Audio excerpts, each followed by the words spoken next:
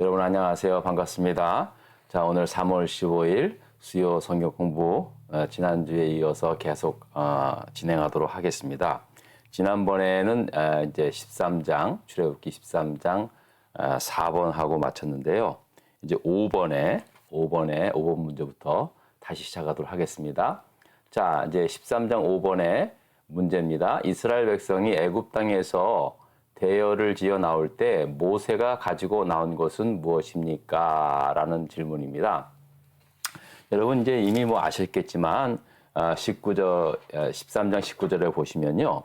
모세가 요셉의 유고를 가졌으니 이는 요셉이 이스라엘 자손으로 단단히 맹세하게 하여 이르기를 하나님이 반드시 너희를 찾아오시리니 너희는 내 유고를 여기서 가지고 나가라 하였음이었더라. 그래서 이제 요셉의 유언에 따라서 모세가 요셉의 유고를 가지고 떠나게 되었다라는 말씀입니다.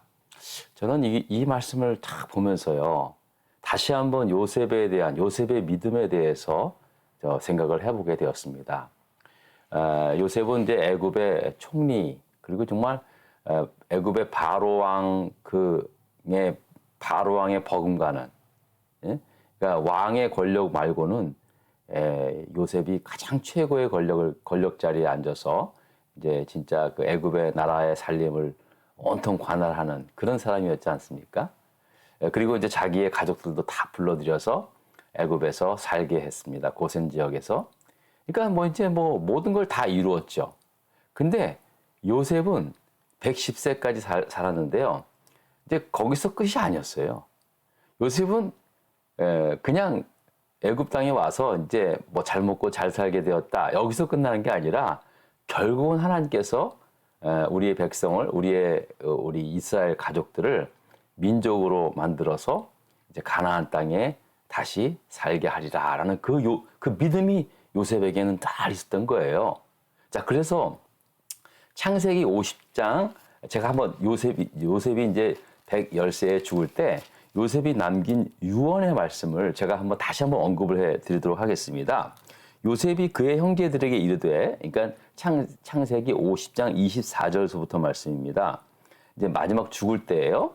자, 나는 죽을 것이나 하나님이 당신들을 돌보시고 당신들을 이 땅에서 인도하여 내사 아브라함과 이삭과 야곱에게 맹세하신 땅에 이르게 하시리라 라고 말씀합니다. 요셉은 죽으면서 내가 이제 내가 애굽에서 죽지만 너희들은 이제 하나님께서 때가 되어서 아브라함과 이삭과 야곱에게 약속한 그 가나안 땅으로 너희들을 다 인도할 것이다. 그리고 창세기 50장 25절 계속 읽습니다. 요셉이 또 이스라엘 자손에게 맹세시켜 이르기를 하나님이 반드시 당신들을 돌보시리니 당신들은 여기서 내 해골을 메고 올라가겠다 하라 하였더라. 이제 당신들 분명히 이제 우리의 후손들을 하나님께서 인도하실 때에 내 해골을 메고 올라가라. 내가 묻혀야 할 땅은 애굽 땅이 아니다. 야, 이게 요셉이 가진 믿음이에요. 그리고 마지막 요셉이 110세의 죽음에 그들이 그의 몸에 향재료를 넣고 애굽에서 입간하였더라. 그러나 항상 요셉은 애굽에서 최고의 성공을 누렸지만 그러나 그의 소망은 가나안에 있었다는 거죠. 여러분 이거 뭘 말합니까? 우리도 똑같이 말하는 거예요. 우리도 이 세상에 그 어떤 것을 누리더라도 결국 이 세상이라는 곳에 땅에 묻히게 되지만 그러나 우리의 영원한 소망은 하늘나라에 두었다는 거죠. 요셉의 이 믿음이 저는 이게 가장 큰 믿음이에요. 요셉이 이렇게 애굽 왕의 총리가 되었고 모든 권력을 누림에도 불구하고 자기의 온 가족들을 다 이제 불러들여서 진짜 한마디로 잘 먹고 잘 살았음에도 불구하고 요셉의 그 목표는 애굽 땅에 있는 게 아니었어요. 결국은 하나님이 약속하신 가나안 땅에 있었던 거죠. 우리도 마찬가지죠. 저는 이 요셉의 이 믿음을 보면서 요셉의 해골을 메고 가지고 모세가 출발했다는 이 말이 저는 사실 굉장히 은혜를 받았죠.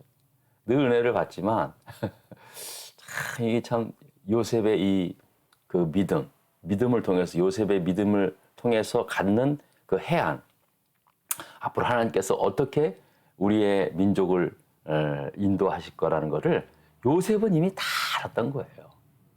요셉은 그냥 무슨 뭐 그냥 꿈만, 그런 어떤 그 인생의 성공, 형제들의 단이 다 자기한테 절하고 뭐 그런 요셉의 꿈의 핵심은 결국은 하나님의 약속이었어요. 가나안 땅, 하나님께서 이루실 하나님의 뜻. 요셉은 이걸 아는 거예요. 그래서 자기를 통하여 이루신, 그러니까 그 이제 형제들이 아버지 야곱이 죽고 난 다음에 요셉이 자기들을 해하려 할 것이다. 우리 자기들이 한 짓이 있으니까. 그럼에도 불구하고 형님들 걱정하지 마십시오. 이 모든 것들이 다 하나님이 하신 것입니다. 하나님이 미리 이 모든 상황을 다 계획하셔서 나를 앞서 보내셨다. 그렇게 고백하지 않습니까? 그게 요셉의 믿음이고요. 그게 우리의 믿음이 되어야 할 줄 저는 믿습니다. 그래서 모세가 그 요셉의 해고를 가지고 이제 하나님이 약속하신 그 가나안 땅을 향하여 애굽에서 나올 때 그때의 그 모세의 그 심정이 어땠을까? 그런 생각을 좀 해보게 되면서 은혜를 받습니다. 여러분 다시 한번 우리가 이 땅에 살아도 우리의 영원한 곳, 이 땅에서 우리가 뭐 태어나서 이 땅에서 묻히나 그러나 우리의 영원히 살 곳은 하나님 나라인 것을 늘 마음에 두시고, 자 이제 마지막 6번입니다. 13장 6번입니다. 6번의 말씀인데요. 제가 이제 그 문제를 한번 다시 보도록 하겠습니다. 빨리빨리 넘어가지 못해서 죄송합니다. 자, 6번 보겠습니다. 자, 이스라엘 자손이 숫곳을 떠나서 광야 끝 에담의 장막을 치기까지 백성들 앞에서 떠나지 않았던 것은 무엇입니까? 라는 그러한 질문입니다. 예, 여러분 뭐 잘 아시죠? 예, 이거는 이제 그 말씀을 보니까 불기둥하고 구름기둥이 떠나지 않았다라고 그렇게 말씀하고 있습니다. 광야, 그러니까 40년 광야 생활 내내 하나님께서 늘 이스라엘 백성들에게 광야 생활에 공급해 주셨던 것이 있죠. 만나. 그리고 때 되면 이제 고기 먹고 싶다니까 메추라기도 보내주시고.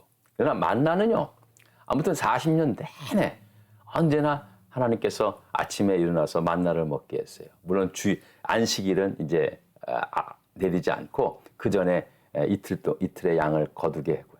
기가 막히죠. 하늘에서 내리는 이 만나를 먹게 하시고요. 또 하나는요, 불기둥과 구름기둥. 이 낮에는 이제 구름기둥으로, 밤에는 또 굉장히 기온이 떨어지잖아요. 그래서 불기둥으로 이스라엘 백성들을 인도하신 하나님이셨다라는 겁니다. 그래서 이제 13장을 이렇게 마치게 되는데요. 먼저 이제 그러면은 이스라엘 자손이 그 라암셋 그쪽 살았던 그 고센 지역에서 이제 라암셋에서 출발을 하거든요. 그래서 숫곳에 이르고 숫곳에서 에담에 이르는데 요 부분에 대해서 이제 한번 지도를 한번 보도록 하겠습니다. 자, 여기 보시면은요, 좀 약간 가까이서 보셔야 되겠어요. 맨 위에 고센 땅이라고 있었잖아요. 이 고센 땅. 요 고센 땅에 라암셋, 요 고센 땅에 이스라엘 자손들이 살았고요. 여기가 라암셋이에요. 여기서 이제 출발을 해서 제일 먼저 이룬 곳이 여기 숫곳입니다. 요 숫곳. 여기 숫곳에 이르고 두 번째 요 화살표 여기요. 그 다음에 이제 여기서 이제 그 다음에 갔던 곳이 이제 에담이라는 곳입니다. 에담.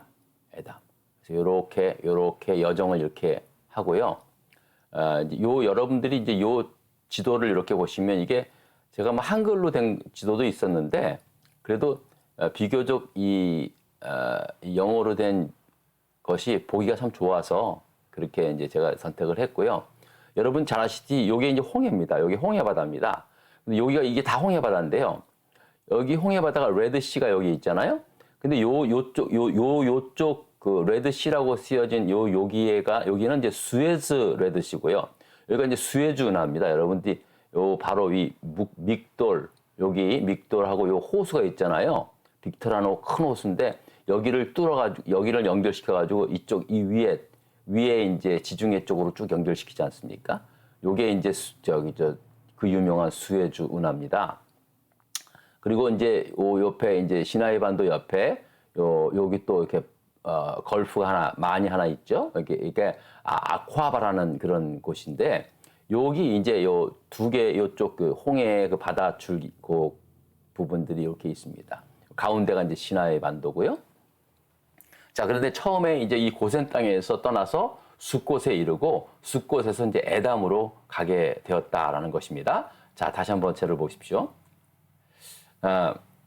여러분들이 이제 지도를 이렇게 보시면서 이제 14장서부터는 이제 지도를 좀 한번 참고해보면서 참고만 하시는 거예요. 이제 어떻게 그 이제 출애굽을 하게 되었는지를 보게 되는데요. 사실은 출애굽의 여정에 대해서는 그러니까 그 출애굽의 움직이는 이동 경로에 대해서는 민수기가 더 이제 저렇게 굉장히 설명이 잘 돼 있고요. 이 출애굽기에서 나와 있는 그 여정은요. 출애굽기는 주로 그 사건 중심의 이야기를 주로 기록한 것이어서 좀 이렇게 이제 민수기랑 이렇게 다른 지명들에 비해서 지명들하고 이렇게 연결해 봤을 때 뭔가 좀 약간 좀 이렇게 그 좀 다른 부분들이 있긴 합니다. 그러나 이제 출애굽기는 사건 중심으로 출애굽을 기억을 한 거고요.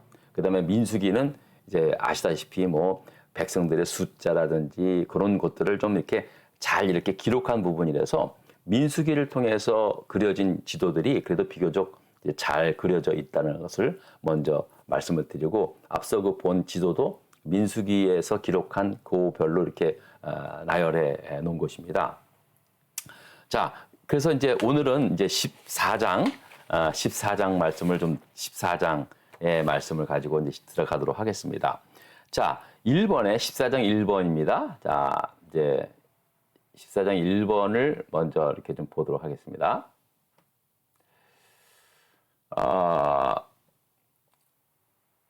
자, 문제입니다. 바로가 애굽을 떠난 이스라엘 자손에 대하여 말하기를 이제 애굽을 떠나지 않습니까? 떠나고 난 다음에 그들이 그 땅에서 멀리 떠나 광야에 갇히게 된 바 되었다라고 한 것이 어디입니까? 라는 것입니다. 자, 그러니까요. 이제 또 보냈어요. 결국은 이제 마지막 10번째 재앙을 당하고 난 다음에는 어쩔 수 없이 다 이제 보내게 되죠. 자, 보내고 난 다음에 이게 도저히 이게 이제 마음에 이제 이게 화가 나는 거예요. 이게 보내면 안 되는 상황인데 어쩔 수 없이 보내니까는 얼마나 억울하겠어요. 자, 그런데 이제 연락을 받은 거예요. 야, 이스라엘 백성들이 바로 이제 가나안 땅으로 가면은 한 달 정도, 한 달 보름, 아니 2달이면 넉넉히 다 갈 수 있는 땅인데 전령이 들어온 거예요. 이스라엘 백성들이 그 위쪽으로 가지 않고 광야 쪽으로 가가지고 지금 광야에서 이제 옴짝달싹 없이 이렇게 이제 갇히게 되었다라는 그런 소식을 듣게 된 거예요. 그래서 이 애굽의 이 바로 왕이 이거 잘 됐다 하고 이제 결국은 이제 보낸 것들을 다 이제 포기하고 이것들 잡으러 가자 그래가지고 이제 모든 그 애굽의 그 이제 병거들을 다 거의 다 동원해가지고 뒤쫓아가게 된 거라는 것입니다. 자, 그런데 여기가 어디냐? 자, 이스라엘 백성들이 이제 라암세스 출발해서 숫곳에 이르고 에담으로 갔는데 이제 그곳이 어디냐? 그곳이 바로 이제 아까 바로 이제 그 본 곳입니다. 자, 지도를 한번 다시 보겠습니다. 자, 여기 보십시오. 자, 여러분 맨 위에 고센 땅에서 이제 출발을 하죠. 고센 라암세스라는 곳에서 출발을 해서요. 그 다음에 이르게 된 곳이 숫곳입니다. 숫곳. 이 숫곳은 출애굽기 13장 20절에 말씀을 하고 있습니다. 그들이 숫곳 12장 37절. 그래서 이스라엘이 라암셋을 떠나서 숫곳에 이르니 보행하는 장정이 60만 가량이다라고 그렇게 얘기했고요. 그 다음에 두 번째로 도착한 것이 그들이 이제 숫곳을 떠나서 광야 끝 에담에 장막을 쳤다라고 얘기합니다. 자, 그리고 이 이제 요 에담에서요.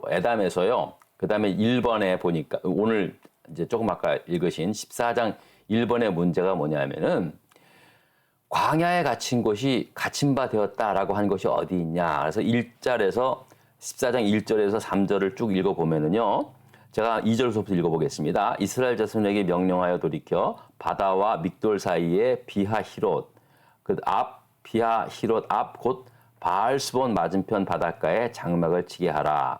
바로가 이스라엘 자손에 대하여 말하기를 그들이 그 땅에서 멀리 떠나 광야에 갇힌 바 되었다 하였더라라고 그렇게 얘기합니다. 그러니까는 이제 여기서 딱 대충 봤을 때 여기가 믹돌이라는 곳이거든요. 맨 마지막 여러분들이 그 화살표 맨 아래 중간에 요 믹돌이거든요. 여기가.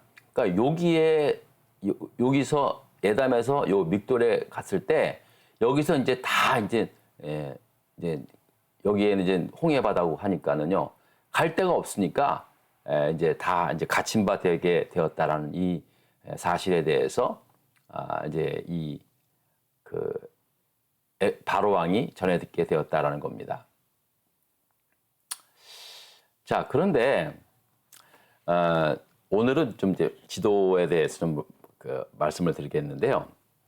사실은 이제 출애굽 경로에 대해서 이스라엘 백성들이 이제 분명히 이제 애굽에서 출발을 한 건 사실이에요. 라암셋이라는 곳에서 출발한 건 사실이에요. 그거는 뭐 이제 뭐 부정할 수가 없어요. 그런데 이 출애굽에 대한 경로들이 출애굽기하고 민수기에 아주 자세하게 많이 실려 있거든요. 그리고 여러 곳 다른 곳에도 좀 있고요. 그러니까 이런 것들을 학자들이 다 종합을 해가지고 한번 경로를 만들어 봤더니 세상에 그 경로가 한 5가지 경로가 된다는 거예요. 그래서 이제 이게 이제 왜 그러냐 하면은 아무래도 고대 지명이다 보니까 이게 지명이 예전에는 여기에 있었는데 좀 옮길 수도 있잖아요. 그리고 또 우리가 잘못 아는 경우도 있고. 저는 그게 정상이라고 생각해요. 사실은 지극히 정상이라고 생각해요. 그게 이제 그때 당시에 지도가 있는 것도 아니고 지도가 전해로 내려온 거 아니고 다 이제 그 말로써 그렇게 이제 구전으로 전해온 이야기이다 보니까 이제 그 단인 그 지명을 쓰잖아요. 근데 지명을 쓰다 보면은 그 지명이 워낙에 고대 때 된가 보니까는 고대에 이제 지어진 곳이다 보니까 그 지역이 약간 좀 다를 수도 있고 아무튼 이 그 출애굽에 대한 경로에 대해서 지도를 그렸더니 총 5가지 정도의 그 이제 가설들이 이게 생겨나게 된 거죠. 제가 보여드리겠습니다. 그게 어떠한 가설들인지 여러분들이 한번 보시고 판단을 해보시기 바랍니다. 자, 지도를 한번 보시죠. 이게 지금 제가 이거를 좀 활성화해야 돼. 자, 여기를 보시면은요, 이제 여기서 람세스 출발을 했어요. 출발을 했는데, 제일 먼저 이제 북쪽 경로를 맨 위에 쪽에 이 오렌지 쪽으로 이렇게 간 경로도 있고요. 근데 이거는 제가 보기에는 별로 신빙성이 없어요. 그 다음에 두 번째로 이 시나이 반도를 해가지고 바로 중앙으로 간 이 경로가 또 있어요. 그리고 가능성이 있는 경로를 또 이렇게 그려놨고요. 그 다음에 이제 남쪽으로 쭉 내려와서 전통적으로 이 파란색 부분, 이 남쪽 경로가 전통적으로 우리가 이제 그렇게 보고 있는 것이고요. 최근에 론 와이어트라는 그 박사님하고 우리나라의 김승학 박사님이라고 이분이 장로시더라고요. 떨기 나무를 쓴 그 장로님이신데 이분이 이제 이 파란 선 있잖아요. 여기 최근의 경로인데 이게 굉장히 아주 설득력 있게 그렇게 설명이 되고 있습니다. 그래서 이분들은 이 홍해를 갖다가 요 스웨즈 운하가 있는 요쪽 홍해가 아니라 요 아카바만 요쪽에 있는 이 홍해 바다를 여기를 건넜다 했어요. 그 이유는 뭐냐면 요쪽에 여기에 솔로몬 때 세운 그 기둥을 그러니까 그 기념비가 발견됐어요. 이제 출애굽한 자기 선조들이 출애굽한 기념비가 요 아카비만 요게 발견이 돼 있고 그 다음에 또 이 아카비만 여기에 이제 이 바다 밑에 조사를 해봤더니 애굽의 병거들의 바퀴 그런 어떤 고대 유물들이 바다 밑에서 발견된 거예요. 그래서 이제 이거는 고고학적 증명을 거쳐서 경로를 만들었기 때문에 이렇게 이제 그려졌어요. 자, 그런데 중요한 건 이겁니다. 제가 핵심이 이겁니다. 어디로 간 것도 물론 이제 정확히 하면 좋잖아요. 그런데 핵심은 이겁니다. 하나님께서 이스라엘 백성들을 애굽에서 이제 10가지 재앙을 통해서 나오게 하셨다는 거예요. 그리고 홍해 바다를 건너가지고 광야에서 40년 생활한 다음에 가나안 땅에 들어간 거예요.